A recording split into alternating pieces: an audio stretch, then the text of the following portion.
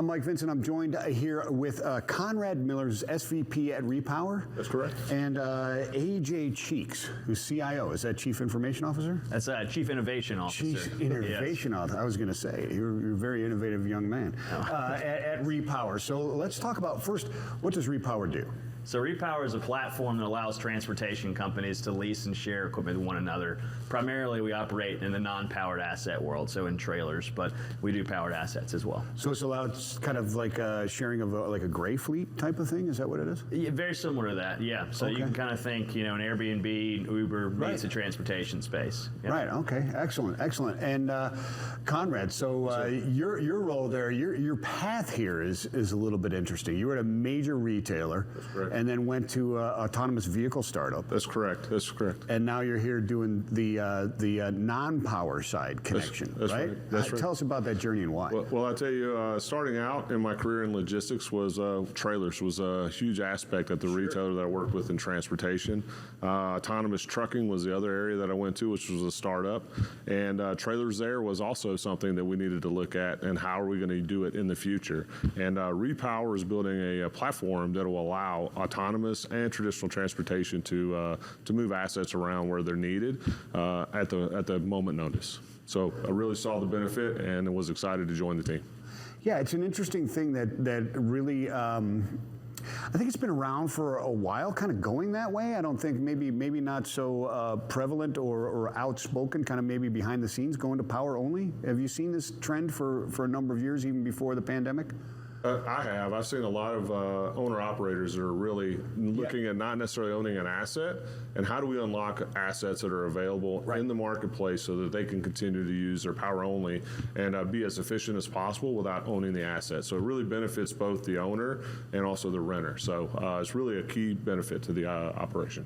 Yeah, it is. So I mean, there's a lot of companies that are offering the power only, right? That's right. And so now there's autonomous companies out there that I mean, they're obviously the trailer's really not autonomous unless you look at people like Quick Loads, who's doing the autonomous for containers. Lift, it's like a Giordana, but autonomous robotics.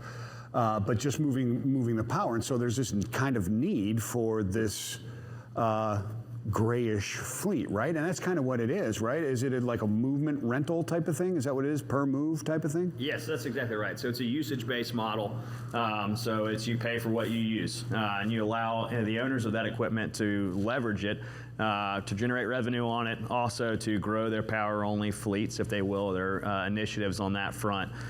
So really, it's just kind of one more tool in the tool bag to create a flexible, nimble fleet that allows companies to be competitive in the otherwise pretty volatile markets that you all talk about. It is, yeah, right. It's very volatile. There's a lot of intricacies there, right? I mean, it seems like really simple and still, but then I'm thinking, okay, usage model. Okay, I dropped this off, and XYZ was supposed to unload this, but they didn't, and somebody else wants to get it. How are you managing all that type of stuff, and then whose responsibility is for having it for more than a day longer than it was supposed to, that type of stuff? How do you deal with that type of stuff? Yes, it's pretty complex, and we're learning. So I would love to say technology solves that, or there's an easy button for it. Maybe one day, or maybe we're getting closer to that. But somebody like Conrad helps a lot because he's got years and years of industry experience that helps us understand really the off-network side of things. So like you said, if somebody doesn't pick up on time, drop off on time, yes, that's a ping on the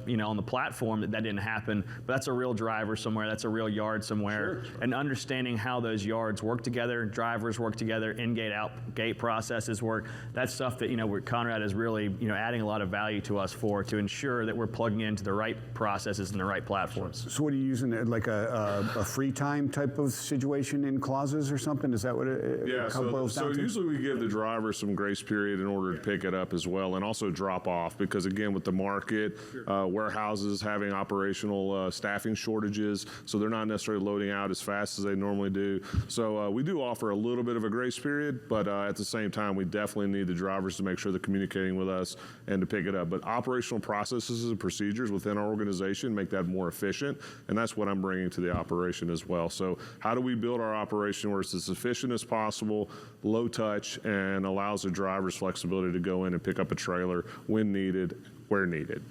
Excellent. So does this, okay, so far we've talked about trailers, right? But we haven't defined those. Is it just dry van, or what are you guys doing? We're doing and about... if so, does it translate to others eventually? Yes and yes. Okay, great. So yeah, mostly is dry van at this point. 90+% of our transactions are dry vans, trickle down into reefers and then flatbeds. But we're certainly just now, we're looking to, and just now kind of dipping our toes into the container and chassis world as well. I was going to say, does this eventually get into the chassis, and does this solve some of the issues we've seen? We think it does, and it's interesting. So you've had chassis pools forever, right? So there's a lot that can be learned there. What's been done wrong, what's been done right. How can we apply that over the road to the domestic space, and then how can we take some things that we're doing on the domestic over the road side and bring it back and say, hey, intermodal, have you thought about this? It seemed to work well for us over the road, and so we're trying to stay in our lane, so to speak, stick our strong suit, which is dry van right now. But that's certainly, as we look at sharing of assets, it's more broad than just dry vans.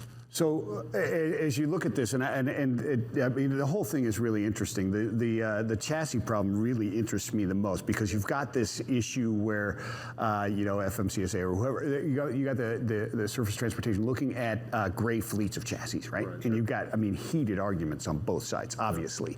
The management companies of those fleets, like your DCLIs, obviously threatened by this type of stuff. But your platform would actually be a benefit to them to have better data on usage, maintenance, where their chassis are, and if you could connect everybody else, it just brings in more efficiency, right? We think so. Yep. We do.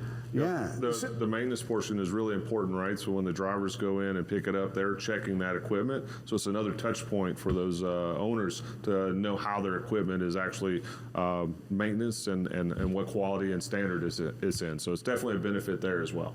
So where's the data coming from? From all over the place. You're not in the hardware business, right? We are not. Yeah, it's a good way to put it. So go ahead. That's right. Through integrations with either our IoT partners, which we've got about 35 now, and so those are direct on the the physical asset that's moving. We also integrate with our fleet management systems, TMS, warehouse management systems, yard management systems, and so really it's about, to get the right data, you've got to plug and play where that data is and really meet our customers and where their data is.